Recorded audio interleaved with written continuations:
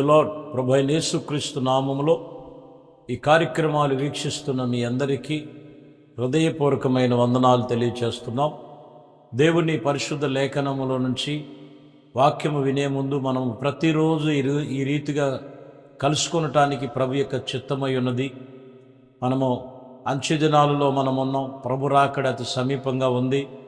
కాబట్టి ప్రతి ఒక్కరము కూడా దైవ భయము కలిగి ప్రభు యేసుక్రీస్తుని సేవించటంలో ఒకరము దేవునితో నిబంధన చేసుకునే వారముగా ఉండాలని వాక్యం చెప్తున్న ప్రకారం ఈరోజు వాక్యములో మనం గమనించినట్లయితే హెబ్రీయులకు రాసిన పత్రిక 12వ అధ్యాయము 4వ వచనం మనం చూద్దాం.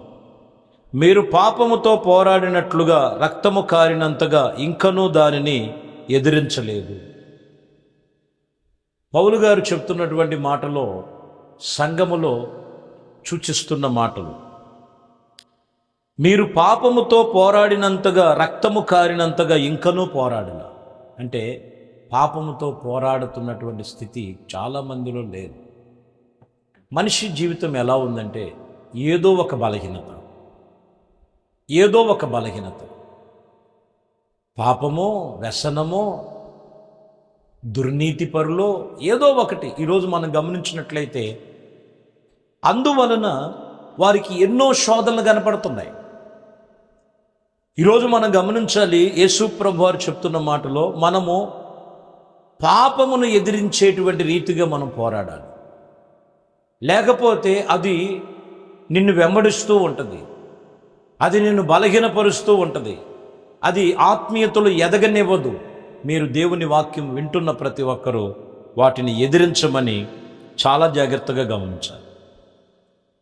దైవజనుడు పేతురు చెప్తున్నారు. 1 పేతురు పత్రికలో 5వ అధ్యాయము 8వ వచనములో మీరు చదివితే, నిబ్బరమైన బుద్ధి గలవారైతే మెలకువగా ఉండుడి, మీ విరోధి అయినటువంటి అపవాది గద్దించు సింహము వలె ఎవరిని మింగుదామా అని వాడు వెతుకుతూ తిరుగులాడుచున్నారంట. సరే, ఎవరైతే ఆ పాపమును ఎదిరించకపోతే, ఆ పాపము నుంచి విడుదల పొందకపోతే, వాక్యం చెప్తున్న మాట, నిబ్బరమైన బుద్ధి రాదు. మెలకువ కలిగినటువంటి అనుభవం తెలుసుకోకపోతే, దేవుడు వాక్యం చెప్తున్న మాట, నిబ్బరమైన బుద్ధి ఎక్కడుందంట? దైవ వాక్యములోనే ఉన్నది. దేవుని వాక్యము చేత నిబ్బరమైన బుద్ధి గలవారై మెలకువగా ఉండండి, మీ విరోధి అయినటువంటి అపవాదైన సాతానుడు గద్దించు సింహం వలె ఎవరిని మింగుదమా అని వెదుగులాడుచూ తిరుగుతున్నాడు. ఎవరిలో పాపముందో, ఎవరిలో వ్యసనముందో, ఎవరిలో బంధకాల్లో బలహీనతల్లో ఉన్నారో వారిని ఆకర్షిస్తాడు వాడు.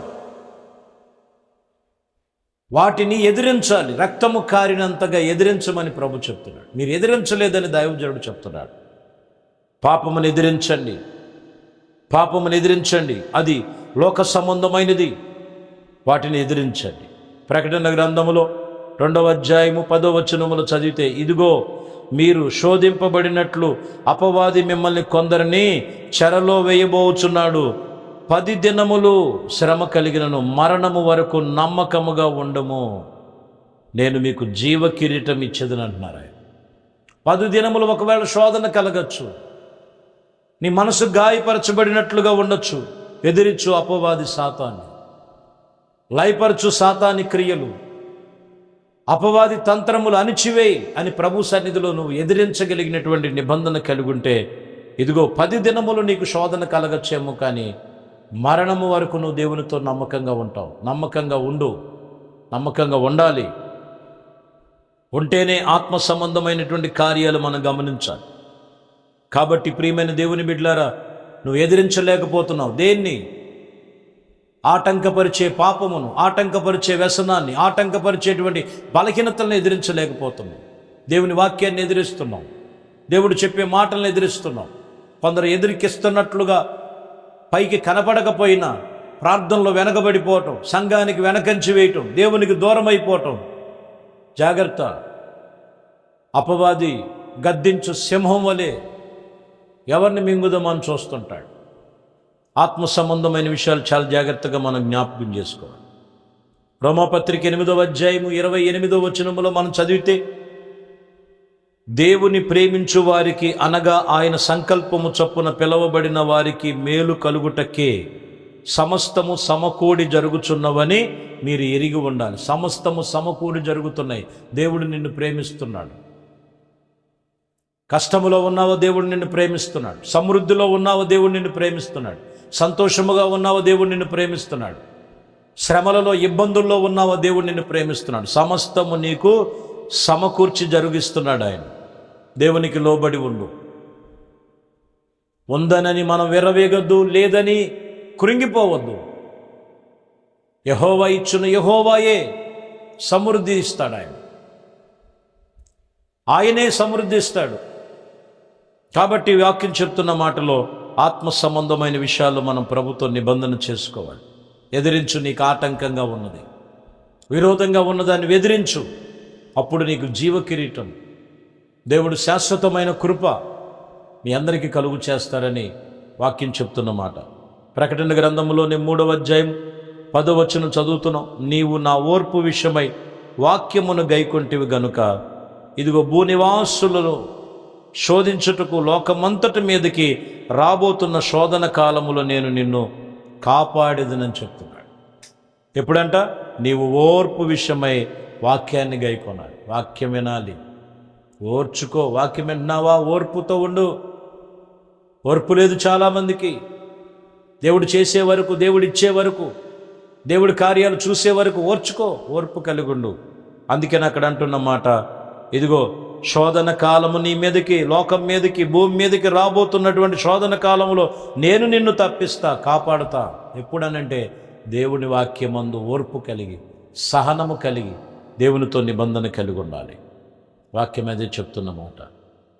యోహాను సువార్త 10వ అధ్యాయం 28వ వచనములో మనం చదివితే, నేను వారికి, ఇక్కడ మనం గమనిస్తే జీతమే, ఇదిగో మనం నేను వాటికి నిత్య జీవమునిచ్చుచున్నాను గనుక అవి ఎన్నటికీ నశింపవు, ఎవడు వాటిని నా చేతిలో నుండి అపహరింపలేడు. దేవుడు సన్నిధిలో దేవుని వైపు మరలినటువంటి గొర్రెలతో పోల్చినట్లుగా ప్రభు మాట్లాడుతున్నారు. ఇదిగో నేను వాటికి జీవమిచ్చుచున్నాను, అవి ఎవరు ఎన్నడూ కూడా నా చేతిలో నుంచి అపహరించలేరని వాక్యం చెప్తున్న మాట. కాబట్టి ప్రియమైన దేవుని బిడ్డలారా, దేవుని వాక్యం చెప్తున్న మాట, ఇదిగో నీకు ఆటంకంగా ఉన్నవన్నీ ఎదిరికించు, దేవునికి లోబడి ఉండు. ఆయన చేతిలో నిన్ను తీసుకున్నాడు.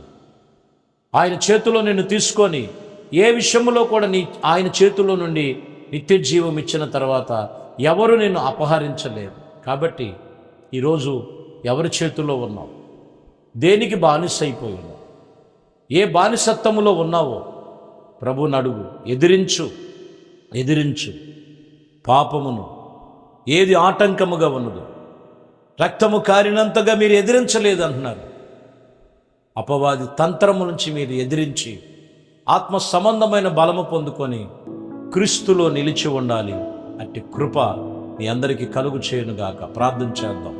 మహాపరిశుద్ధుడా, ప్రేమ కలిగిన తండ్రి, మహోన్నతుడా, మీకు స్తోత్రాలు. ఇదిగోనైనా ఈ వాక్యములో మీ పాపములు, ఇదిగో రక్తము కారినంతగా ఎదిరించలేదు. ఇంకా ఏదో ఒక పాపం ఉంది, ఏదో వ్యసనం ఉంది, ఏదో బలహీనత ఉందని వాటిని సరిచేసుకున్నప్పుడు నిబ్బరమైన బుద్ధి గలవారై ఉంటారని, మెలకువగా ఉంటారని, ఏ ఒక్క ఆత్మ నశింపక నిత్య జీవములో మీ చేతులలో నిలిచి ఉంటారని మీ వాక్యం చెప్తున్న ప్రకారం ప్రభువా, ఏది ఆటంకముగా ఉన్నదో ఆటంకపరిచేవన్నీ లయపరిచి ఆత్మ సంబంధమైన ప్రతి కార్యములు మీ కృపలో జరిగించి పరిశుద్ధపరచమని, సమస్త విషయములన్నింటిలో కూడా మీ కృపతో నింపి పరిశుద్ధాత్మిక కార్యముల చేత మీరు పరిశుద్ధపరిచి సహాయము దయచేయమని యేసుక్రీస్తు నామములో ప్రార్థించి వేడుకొనుచున్నాము తండ్రి.